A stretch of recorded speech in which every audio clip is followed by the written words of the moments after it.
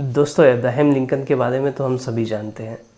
उनके जैसे विनम्र और लोगों का दिल जीतने वाले राजनेता इस धरती पर कम ही हुए हैं। पर क्या लिंकन हमेशा से ऐसे ही थे? जी नहीं। अपनी जवानी के दिनों में लिंकन न सिर्फ लोगों की आलोचना करते थे, बल्कि इन आलोचनाओं को अखबारों एवं पत्र पत्रिकाओं में छपवा कर लोगों को अपमानित किया करते थे।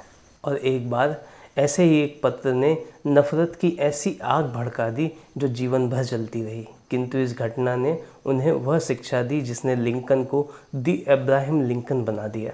नमस्कार दोस्तों, मेरा नाम है जितेंद्र नामदेव। छोटी छोटी बातों के 20वें अंक में आप सभी का स्वागत है।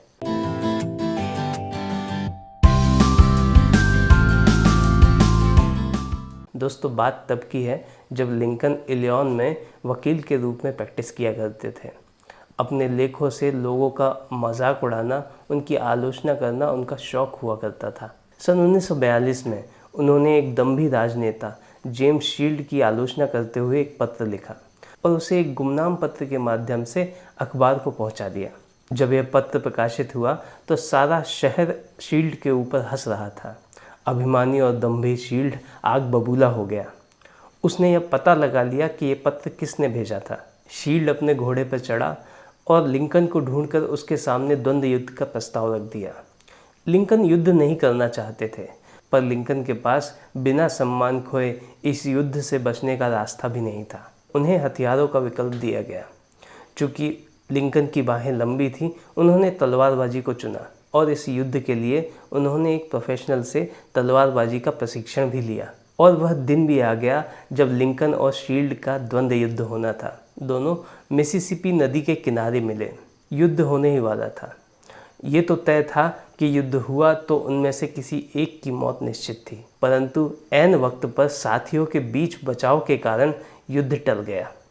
दोस्तों, लिंकन के जीवन की ये सबसे विकट घटना थी जिसने उन्हें लोगों के साथ व्यवहार का एक अनमोल सबक सिखा दिया। और इसके बाद उन्होंने कभी किसी को अपमानजनक पत्र नहीं लिखा। इसके बाद लिंकन ने कभी किसी की आलोचना नहीं की। इसके बाद लिंकन ने कभी किसी का मखौल नहीं उड़ाया। और इसी तरह से व्यवहार करते हुए लिंकन एक दिन अमेरिका के राष्ट्रपति बन गए। उनके कार्यकाल के दौरान जब पूरा देश भीषण गृह युद्ध की चपेट में था, विद्रोही सेना को परास्त करने के लिए लिंकन आधा दर्जन से अधिक सेनापतियों को बदल चुके थे। सारा देश इन नाकारा सेनापतियों पर लानत भेज रहा था, पर ऐसे समय में भी लिंकन शांत रहे। और जब मिसेस लिंकन और बाकी राजनेता दोषियों की आलोचना किया करते थे, तब भी वे कहा करते थे, उनकी आलोचना ना करो। हम नहीं जानते कि वे किन परिस्थितियों से गुजर रहे हैं। यह संभव है कि यदि हम उनके स्थान पर होते तो हम भी इसी तरह व्यवहार करते। दोस्तों, यहाँ दिलचस्प तथ्य यह है कि लिंकन जिन्हें आलोचना से बचा रहे थे, वे लिंकन को कभी पसंद नहीं करते थे, बल्कि सार्वजनिक रूप से अपने राष्ट्रपति का मजाक उड़ाया करते थे। इतने पर भी लिंकन ने संयम नहीं खोया। हम केवल एक उदाहरण से यह बात समझ सकते हैं, और उस उदाहरण की चर्चा हम करेंगे अगले अंक में, और जानेंगे कि कैसे लिंकन को राष्ट्रपति कार्यकाल के दौरान घोर अवज्ञा का सामना करना पड़ा।